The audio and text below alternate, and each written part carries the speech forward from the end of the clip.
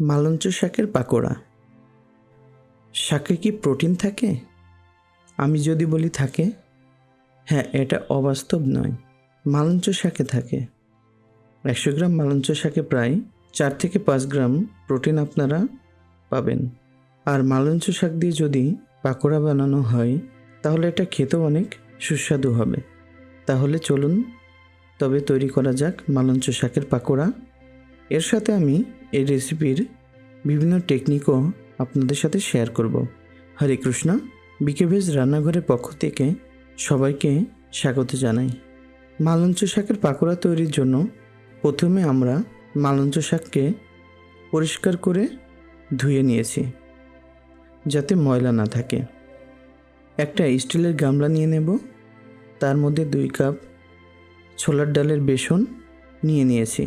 এর মধ্যে স্বাদ মতন লবণ দিয়ে দিয়েছি, 1/2 চা চামচ করে জিরার গুঁড়া, ধনের গুঁড়া এবং 1 পিঞ্চ গরম মশলার গুঁড়া, 1/2 চা চামচ ঝালের গুঁড়া এবং হলুদের গুঁড়া নিয়েছি, 1 পিঞ্চ খাবার সোডা, 1/2 চা চামচ চিনি এবং 1.5 টেবিল চামচ কাঁচা ঝালের কুচি দিয়ে দেব এবং সবগুলি উপকরণ একসাথে মাখিয়ে নেব।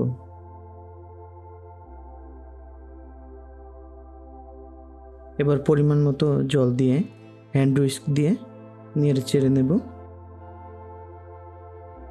জল কিন্তু আপনাকে অল্প অল্প করে দিতে হবে, যতক্ষণ না ব্যাটারটাতে একটু আঠালো ভাব আসবে।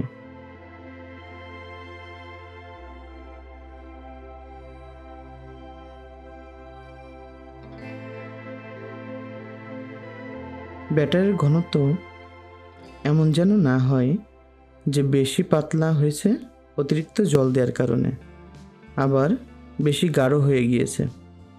এজন্য এখানে জলটা এমনভাবে দিতে হবে যেন ব্যাটারের ঘনত্ব আমি যেভাবে দেখাচ্ছি সেভাবে যেন হয়। আর এই ব্যাটারটাকে আপনি যত মিক্সড করবেন ততই পাকোড়া তৈরির জন্য উপযুক্ত হবে। সেটা আপনি হ্যান্ড হুইস্ক দিয়ে করতে পারেন বা হাত দিয়েও করতে পারেন। আর এই ব্যাটারটি তৈরির জায়গাতে আপনাকে বেশি মনোযোগ দিতে হবে। তৈরি হয়ে গিয়েছে আমাদের পারফেক্ট ব্যাটারটি। এবার মালঞ্চ শাকগুলি এই ব্যাটারের মধ্যে দিয়ে দেব। দেখুন, আমি শাকগুলিকে কিন্তু কুচিয়ে নিইনি, জাস্ট ফর বোটা থেকে ছাড়িয়ে নিয়েছি। আপনারাও এভাবে ছাড়িয়ে নেবেন। এবার মালঞ্চ শাক এবং ব্যাটারটিকে ভালোভাবে মিক্সড করে নেব। মালঞ্চ শাক ব্যাটার অনুযায়ী দিতে হবে। খেয়াল রাখতে হবে ব্যাটার যেন বেশি না থাকে এবং শাকটাও যেন বেশি না থাকে।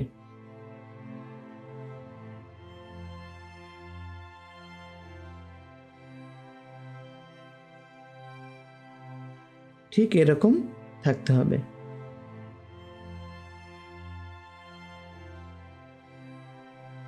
এবার কড়াই একটু হিট করে নিয়ে নেব। তারপর পরিমাণ মতো কড়াইতে তেল দিয়ে দিতে হবে। তেল গরম হয়ে গেলে আমি যেভাবে এবং যতটুকু পাকোড়া মিশ্রণকে নিয়ে ছাড়ছি কড়াইয়ের ভিতরে, আপনারাও সেভাবে ছাড়বেন।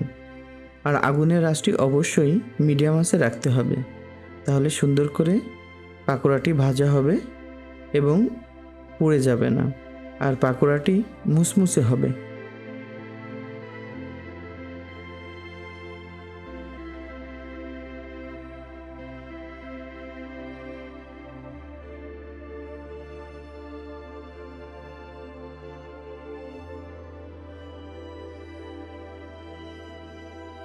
পাকোড়া যখন বাদামি হয়ে আসবে আর চাপ দিলে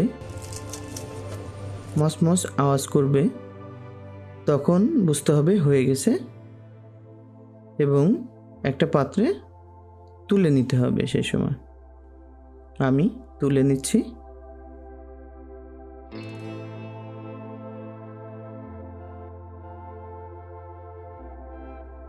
দেখুন কতটা মুচমুচে হয়েছে।